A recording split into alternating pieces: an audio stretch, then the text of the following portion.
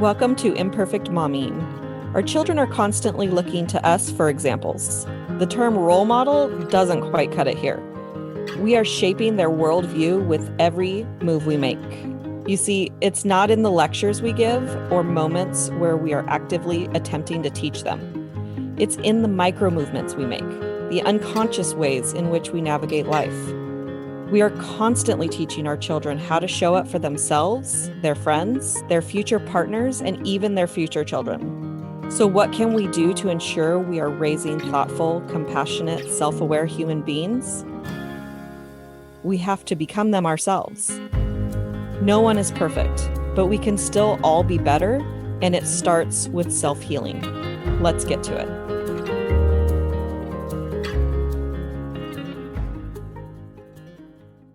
Welcome back to Imperfect Momming, and we have a very special guest today, Kaitie. I have no idea how to say your last name. Entrikin? Entrikin, yeah. Entrikin. Okay, so I do have an idea of how to say your name. So Kaitie Entrikin, welcome to Imperfect Momming. Thank you. I'm glad to be here. Case in point of my imperfection. So tell us who you are and what do you do? My name is Kaitie Entrikin, and currently I work for an audio company in the shipping department. But that was kind of my my backup plan when 2020 happened to everybody. So I kind of put my coaching and personal training business aside, but those are what I'm headed back to now. Hello, microphone. Those are what I'm headed back to now. So I'm working my full-time job, and in between all the little cracks and crevices, I'm working on my coaching business. Awesome. I actually love that you're a working mom and like every mom that's been on here has been a working mom, but like they have their, coaching business. So I do love that we can have, a perspective about being a working mom and trying to build a business. And like you have the craziest schedule of anyone that I know. So it's cool that we've, been able to connect today. And we have a very cool commonality, which is that your podcast, which is called Unveiling the Beast. Unveiling the Beast. I was going to say Unleashing. Unveiling the Beast. Your podcast was my first podcast that I ever did.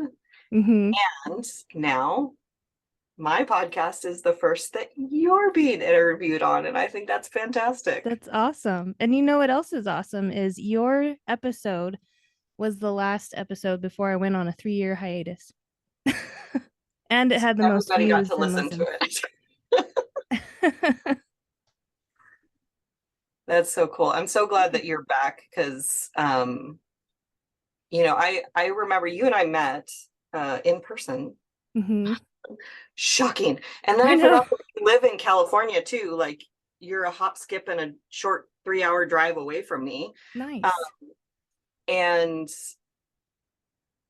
that we met in person in 2018.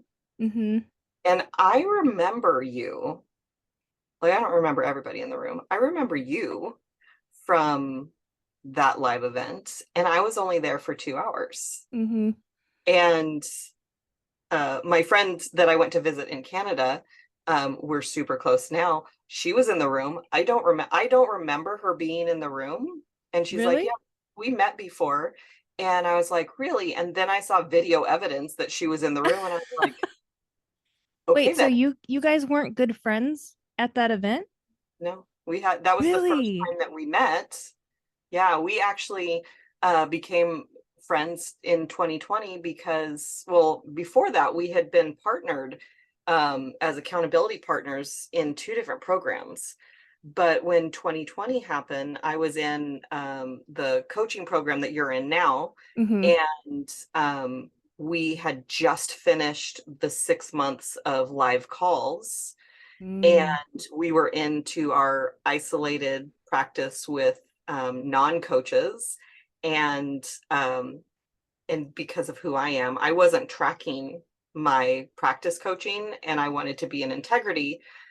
And so I started over with the coach practicing. Mm-hmm. So she and I did a lot of back and forth coach practicing. And then we went to the non-coach practicing. And but she and I Oh, talked every day, probably it very close to every day for 2 years at least. that's awesome. Yeah. But I do Oh, remember you cool. from that live event. Like I remember your energy, and like I was so shocked that were that you hadn't gone through the programs that I had already gone through. I like Mm-hmm. the evolution of me came from going through these programs, and when you hadn't gone through the program yet, I was like, really? But you're this ball of light and energy and joy. Like, how Oh, did you get to that if you didn't go through these programs? that's so fun. And it's so funny you say that because I remember going to that event and I was in such a different spot then than I am now. Like I had just moved to a new town. My husband had a new job. I had a new baby, like all this newness. And I felt like when I was there, I was just kind of like, in my ball and like, who are these people? But I know I can trust them. And you sat next to me. I think that's probably the reason we remember each other.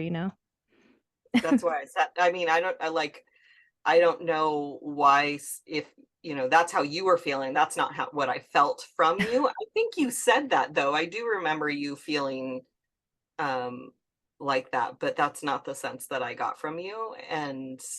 Um, and I probably sat next to you in order for you to feel more comfortable. Oh, well, thank you for sitting next to me. You're welcome. Now we're best friends forever. And now here we are, how many years later? 5 years later, Yeah. and you're back into your coaching business, and you're a mom. And what did you want to talk about today? Anything you want. I'm an open book. So, Awesome. yeah. Well, let's talk about what it was like. Okay, your schedule is crazy. Yes. It's very crazy. Tell us what your schedule is. Okay, so it actually just changed.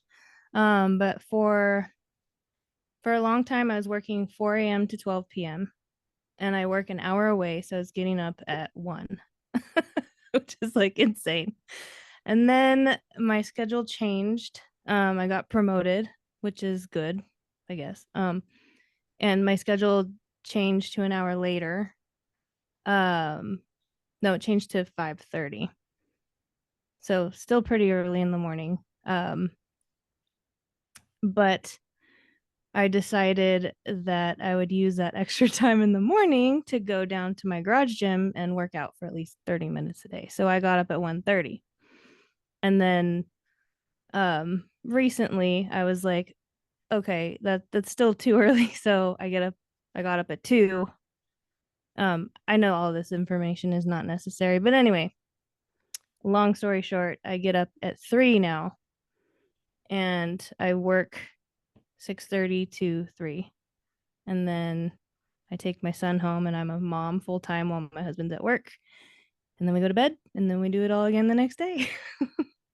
Because you and So, your husband are like ships passing in the night, right? Like for how long has it been like that? Because I remember when we did our podcast episode, you guys were yeah. opposite schedules, and that was in 2020. Yeah. That's when that started. Um we both work for the same company, which makes it a little easier. Um but before 2020, I was working part-time at the company. I just ran the little shop that they have on weekends.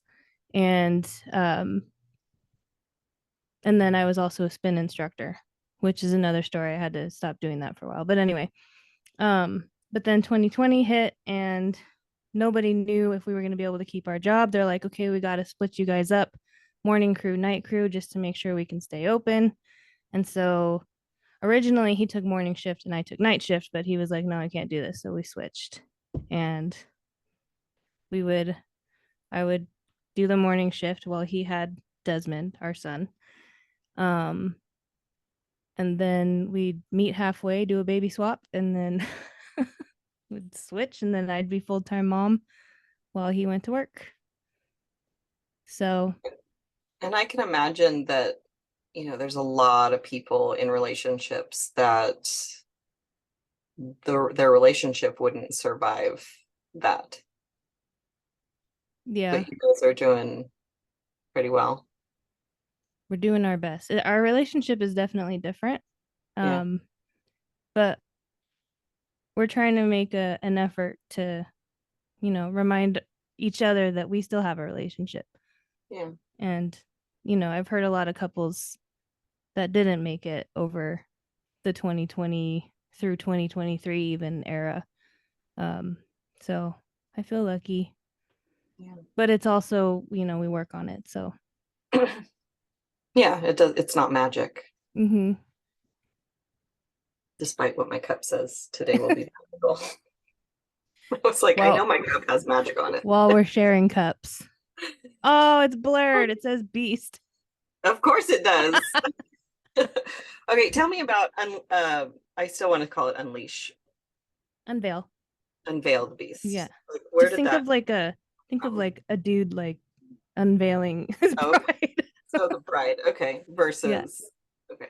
See, to me, like when I think of the beast, it's like the real you, right? Mm-hmm.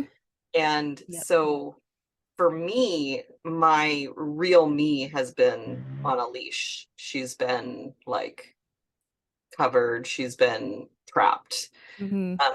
And even, and the word that came to me is hidden.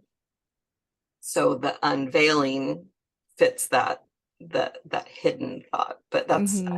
I don't know why, like unleash, like the, then the song that comes into my head is Who Let the Dogs Out? And like, Ho, ho, ho. oh, I knew that you would do that.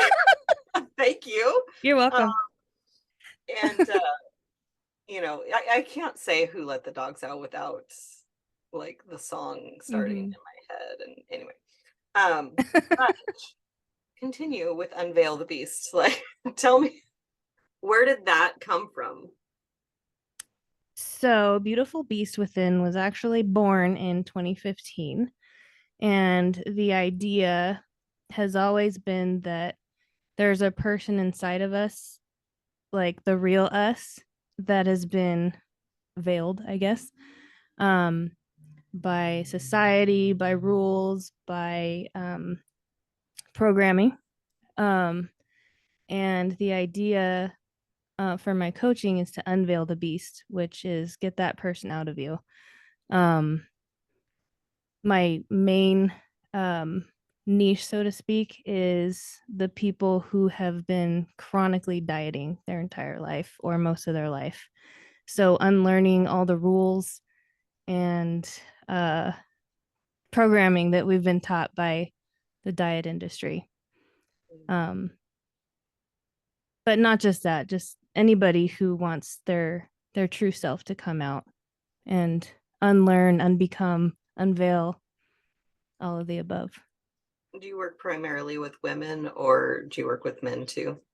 Some men too. Um, but yeah, mostly women. I think that more women get trapped in diet culture a Mm-hmm. lot more than men do. And I don't know that that's true because I'm not a man, so I'm not, looking at how men are programmed. But Mm-hmm. um, I do have to say this because I don't think I've said it on the podcast. So since this is what you do, this is what we'll talk about. Okay. So I had this, I've been on a weight loss journey since I birthed the twins. Mm-hmm. I'm seeing numbers on the scale that I haven't seen since I was mid 20s, which is 15 plus years. And, I mean, I can say I've tried, but there is no try, Yeah. do or do not, there is no try. And when every time I've been pregnant, like I usually lose weight while I'm pregnant. So I've been pregnant 5 times, and 2 of the 5 times I gained weight, and the other 3 that I lost weight while I was pregnant. And then I would lose obviously baby weight and then more weight from the starting weight of pregnancy. Mm-hmm.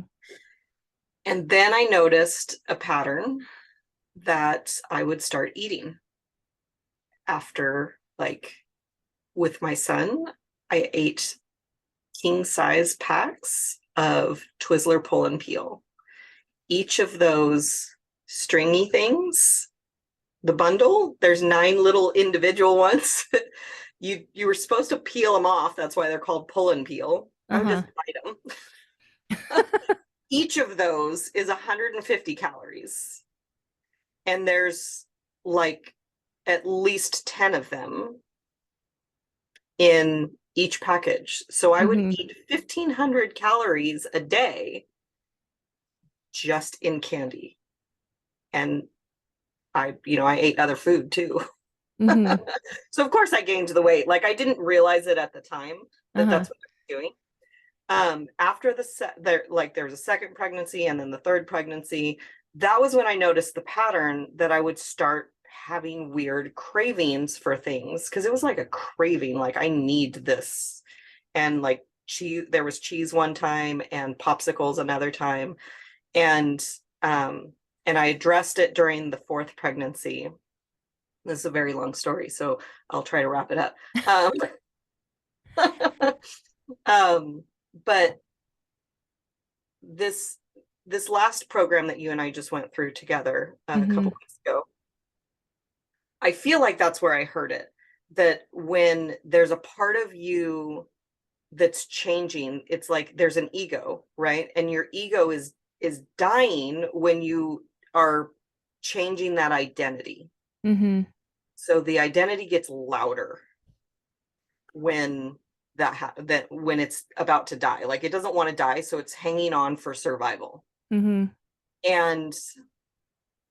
I had this identity of being overweight starting when in my mid-20s. Like, that became who I am. This is who I am now. I don't lose weight, so this is who I am, and I'm just going to keep getting up. Because I remember being 20 years old, weighing myself, I was working at a gym, and it was a gym for women, and they focused on nutrition as well as exercise. They did the circuit. I loved that job a lot. And when I started there, I was 159, and I dropped down, and when I stopped working there, I was 151. And 159 is like the highest I should be in my height and weight in order to be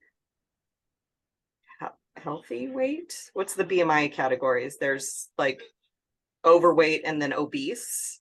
Like the line before overweight is, for me, is 159. And so I was like, I will never be over 159. Spoiler alert. I have a spoiler alert for you. BMI is shit. Yeah. BMI is shit. It was created by a mathematician to study large populations of white males. Awesome. And the reason they still use it in like doctors' offices and stuff is so that insurance companies can keep charging you more. Cool. Yeah. Thank you for sharing that. You're welcome. I still want to get to the not overweight part, just because I'm like 0.4 away from it right now.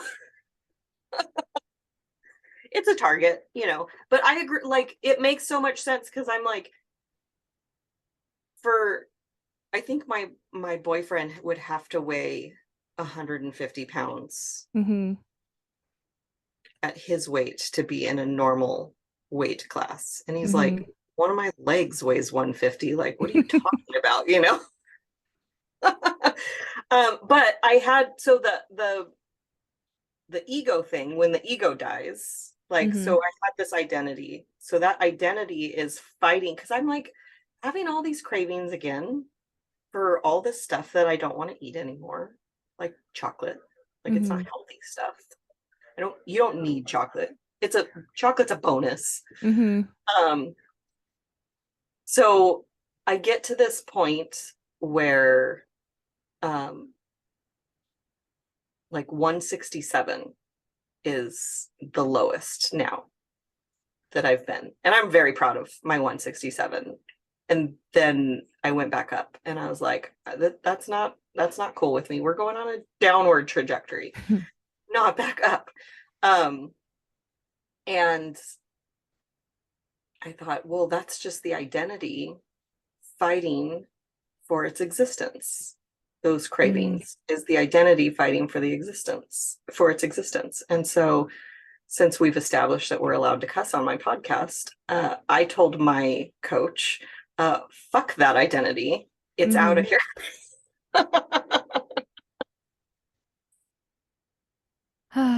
Sorry. I'm sure there's lots that you want to say. There is, and I don't know if you're gonna like it or not, but That's okay. One of the biggest pieces of advice I can give to people is throw your fucking scale away. Because our weight fluctuates so much, like even by the minute. If you drink a glass of water, you'll gain weight. If you take a shit, you'll lose weight. Right. You know, like it fluctuates, and our bodies are supposed to fluctuate. That's telling you that they're working properly. Also, weight is not a behavior, it's a number that fluctuates.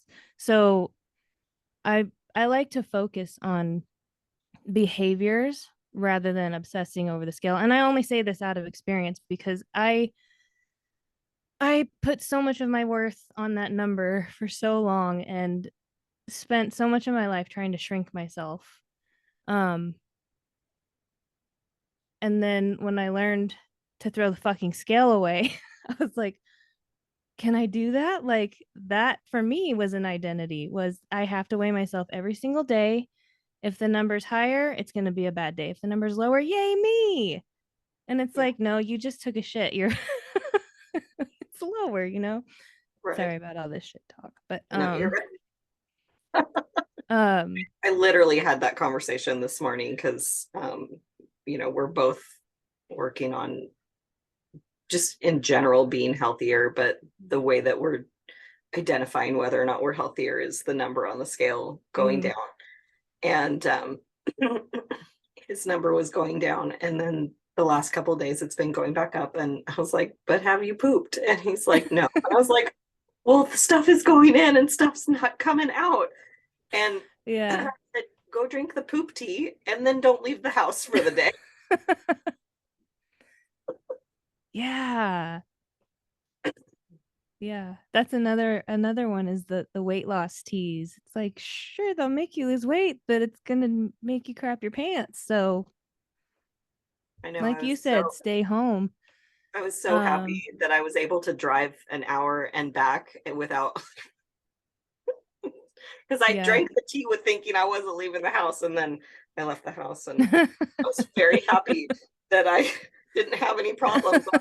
I mean, my son had his science Olympiads competition, and him and his friend won first place, and they won sixth place in different categories. And I was at the school waiting for it to start, and I was like, and I literally thought I shit my pants, and I was like gonna have to text Larry to bring me new pants, and I didn't apparently, but I was like, oh my gosh, this is awful. Oh no. Anyway. And I don't mind that, like I think that what you are about is more healthy than and I want people to hear like what you have to say. So you will not offend me by contradicting everything that I just said, but I still like my identity thing. Yeah. Well, I mean, it is still an identity. Yeah. I just think that so many of us are programmed to focus on the number on the scale and focus on weight and numbers and tracking calories and tracking carbs and all this stuff. And that could almost be more unhealthy for you mentally than if you just ate the cookie. You know what I'm talking about? So yeah. My journey this time, and I think that the reason that it's important to me now is that the science is that cancer can't survive without sugar. And my dad passed away from cancer, and so it's processed sugar anyway. Like I'm totally down for some fruit and stuff that's not processed, but there's no need to have processed sugar in our diets, and that's why I don't want the chocolate. It tastes so yummy though. But I do indulge every once in a while. Like I do I had some chocolate 2 days ago because it appeared. I swear to you. I was looking for it, but it appeared. And here's why it's funny. I was looking around for like where we have the hidden chocolate, because it's hidden places. And I gave up on looking for it, and I was like, okay, well, I need something sweet. Graham cracker cookie. Graham crackers are sweet. I'll have a graham cracker. And I opened the graham cracker box, and there was 2 Hershey bars, and I was like, what? I didn't put them in there. Anyway. That's one way I like to look at food is either good for your body or good for your soul. Because I don't like to put morality like, oh, that's bad. Oh, I've been so bad today. I don't like hearing that. And I know, again, it's programming, and so it's not anybody's fault that they think that way. But like saying, oh, I was so bad today, I ate a donut. Well, did you burn down an orphanage or did you eat a donut? That's bad. That's being bad. Right. I'm sorry, that was a crappy example, but you get what I mean. I do. I mean, like, okay. What I do like about the program that I'm on is that they actually focus on non-scale wins. Good. And so they actually encourage like once a week for weighing yourself, and I like to do it every day, and I'm not like it's a bad day because I've gone up. So I am. It is a number on a scale. It's just a number, and it doesn't mean much. Like I know, like everything you said I agree with, and I still like to see the number go down. But one of my non-scale wins lately is that my rings are loose. And she says, how's that make you feel? And I said, annoyed. Now I have to resize my ring. But annoyed in a good way. Yeah. And I think the craziest thing about this journey is the way that I see myself. Like and I have like in good ways and bad ways. Like I have good days and bad days where I look in the mirror and I'm like, ugh, so heavy looking, versus, and those are the days where Larry, I will say it in my head and he says it out loud. You are like shrinking in front of my eyes. And I'm like, there's something wrong with my brain. Yeah. I'm very, very aware of it. It's crazy how we see ourselves.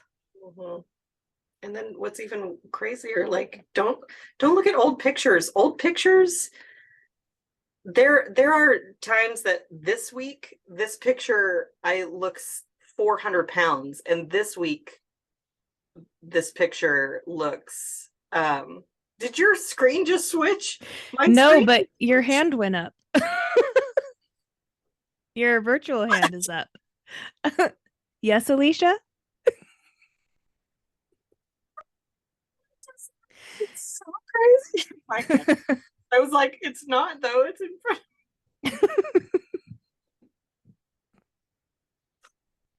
Thank you, Zoom. Oh my gosh. I had an intention of having joy and laughter today, and thank you for providing that. You're Katie, welcome. too. That is my specialty, making people laugh. You were very good at it. Sometimes it's only myself that laughs, but that's okay because what is it? Rule number 1, don't laugh at your own jokes.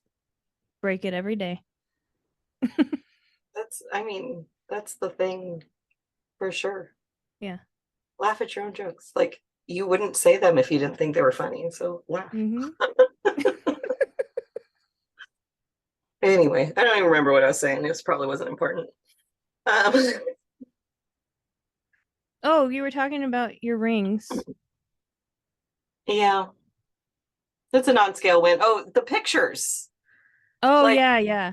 There's pictures that I know were a week apart where I literally look 300 pounds in one picture and then like thinner than I look now the next week. And it's just like, what is happening? I don't understand. But now I'm questioning everything, like questioning my reality. Don't understand what's going on. The most important thing for yourself is to pay attention to how you feel. Yeah. Rather than how you look or the number on the scale. When you exercise, do you feel better afterwards?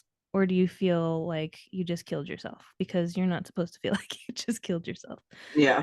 Do you feel strong? Do you feel I don't know. It's cliche, but ready to take on the world. You know what I mean? Yeah. You just got to pay attention to how you feel. Yeah. A lot of what I do is I've never been a gym person, and I take the dogs for a walk. And it's a 30-minute route to go around the orchard that's outside of our house. And they love it. It energizes me, it grounds me, and like that's what I do. So I do appreciate your perspective and in this conversation, because for sure we're all programmed that this is attractive, and I'm holding up my pinky if you're not watching the video, like that, and before 1960 that wasn't the case. Like, what was her name? Twiggy? Yeah, was the Twiggy. first model, supermodel, whatever you want to call her, that started the thin trend. And before that, Marilyn Monroe was a little, curvy and hippier, and she was like the classic definition of beauty. And like, there's so many different types of beauty that, like, to take one person and say she's beautiful is just so unfair. Yeah. Because we all have different genetics. We could all eat the same thing and like consume and burn the same amount of calories as the person next to us, and we're still going to look different. My nail lady, former, she moved. It's not my fault. Oh. I've been with her. I was with her for 10 years, and then she moved to San Jose. Oh. And I shit you not, Katie, I was this close to driving up there every 3 weeks to see her. And then I was like, that's crazy. There's people that like in my neighborhood. Come on. Yeah. But she ate chips all the time, like just constant chip snacking. I never saw her eat anything that I would say is healthy, and love her to death, not judging her. And not fair. She was, and she actually opened my eyes to, the hate that thin people get. Yeah. What is it called? Thin privilege? I think they have a name for it. Probably. They have a name for everything. That's true. But like people would just random people that she didn't know would say, eat a sandwich. And she's like, I eat 24/7. Mm-hmm. Just don't gain weight. And okay. God loves some people better than others. I'm just kidding. Those people are very rare. They are. They're rare, and it goes back to our roots when like we didn't have food accessible all the time. And so the ones that could store fat survived more than the ones that couldn't. Interesting. Yeah. That actually I does got that from a book. I didn't make that up. I mean, that makes sense. And what I was Yeah. talking about with the identities and like starting to crave food, and like anytime you're losing weight, biologically, like your body produces more hunger hormone to incite you to go find food Mm-hmm. because it thinks that it's dying. Yeah. Because fat stores were necessary once upon a time because we didn't get to eat every day. Yeah. Do you imagine? Your body doesn't know the difference between a diet and a famine. Poor body. So the more you restrict, the more you're likely to binge. Yeah. Yeah. These are all really good nuggets. Should we start a Google Doc? Yes, let's start. So that's a throwback from the program that we just did. It's a 5-day program, and every day they talk about nuggets. So like, what did you hear that like rocked your world from the day before? And we would throw it into a Google Doc, and so it is currently being edited and polished up, and we will have some nuggets to share with the world, because it's, I mean, they're all really powerful things. So is there a piece of advice that you want to share with moms?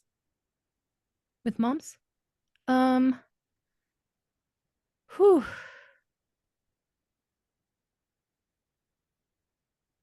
Advice. Don't let anyone tell you how to parent. And you're doing a good job the way you're doing it. And I think, to be honest, I say those two things because I'm always hoping that I'm doing a good job. And, yeah. I actually sent out a couple of Mother's Day cards to people whose addresses that I have that are moms. And specifically 2 moms that have 5 kids, because I can't imagine having more than one even. And not that kids are bad, but like there's already so much that I want to do that I don't, because I want my son to know that I love him. Yeah. That I want to spend time with him, and I won't go down that rabbit hole. So these 2 moms who have 5 kids, I sent them, one of them works full time and one of them's a single mom, and I said, I know you don't hear this enough. I actually said, you probably don't hear this enough, but you're doing a great job. And because we don't hear it enough. Like, being a mom, you can sit inside constant questioning if you're doing a good job. Yeah. And I'm sure that dads do too. I've heard dads say the same thing, that you're constantly worrying about, like, am I fucking them up? And the answer is yes. We all get fucked up. We do not get through life unscathed. Yeah. And I say that because it takes the pressure off. Still do the best that you can with the tools and resources that you have at the time, and get more resources. Like, do what you like, as listening to this podcast, reading a book. Like, there's all kinds of things that we can do to fuck them up a little bit less. Yeah. And I'm saying it for me, and so anybody else who needed to hear that, then great. And if you want to be mad at me, then you can be mad at me too. But I say it with love. Yeah. And also, I realized this a few weeks ago. I was interviewing somebody, and we were talking about her relationship with her adult daughter. And in talking to her, I realized, like, telling yourself you're doing a good job can also, in a way, I don't remember how I worded it, but I said that I can give my mom some grace, because she did her best. Did she fuck me up a little bit? Of course, but I knew it was all out of love, and she did the best she could. So, when you kind of flip it that way, it's a different perspective. Yeah, I love that. Yeah. Is there a book that has been instrumental in your personal development journey? Yes. It's called Intuitive Eating by Evelyn Tribole and Elise Reish. And that is actually the book that started me on this 3-year journey of research and studying how dieting can screw you up mentally. And the whole throw the scale out, that thing, that all started with that book. And it was actually a friend of mine. She's like, have you ever heard of intuitive eating? And I was like, no, because I was at my what's it called, dieting rock bottom. Yeah. And I was tired, and the last crash diet I went on, I lost my milk supply, like this whole story. But I was discussing it with my friend, and she asked me, have you ever heard of intuitive eating? And then it just took me down like a 3-year, like I disappeared for 3 years, but I've been researching and studying and learning, and I never stopped learning. So yeah, um I have heard of that book. Now that you're the second person, I think, on the podcast. The other person was like 2 years ago. So but now that you're the second person, I will have to read the book, because I love your, and I just read I have a friend who wrote a book called WTF God. And I was like, I have to read it just because it's a funny title. But like that's the part where I've stopped on is that she was writing down 30 minutes before she ate how she felt, 30 minutes after she ate how she felt, and then what she ate, so that she can come up with the see the pattern. And I haven't eaten yet this morning, not on purpose, but I've been awake since 6:30, and I'm not hungry, but I will eat as soon as we get off of here, because that's when I'll be hungry. Yeah. But anything that involved journaling for so long, I was just like, I don't really want to do it. But I'm not like that anymore. I'm gonna start doing that. Oh, a second close would be a book called The Fuck It Diet by, oh my gosh, if I mess this up, I'm gonna feel so bad. Caroline Dune. Okay. I think it's called The Fuck It Diet. Yeah. So good. I love it. So good. No, I love that so much. Is it a diet book, or is it just saying fuck it to stuff? It's well, depending on who you are, some would think of it as letting yourself go, but it's not. It's just letting go of the need to constantly be on a diet. Got it. Yeah. So well, I love any book that has fuck in the title, to be honest. Yeah. Because I have the Unfuck Yourself book, and I think there's a book called How to Not Fuck Up Your Kids. And no offense to the author, but it could have been so much better with that title. Like that title should have been a phenomenal book, and I was less than impressed. Mm. And because it was just a bunch of interviews, like radio interviews and stuff, and I don't know, it did not meet my expectation. Not not that I was looking for how to not fuck up my kid, but like I said, I literally buy books that have the F word in it. Yeah. There you go. Anyway, where can our listeners find you? On my main space is Instagram at beautiful_beast_within. I also have a website, but to be honest, I have not updated it in 3 years. It's beautifulbeastwithin.com.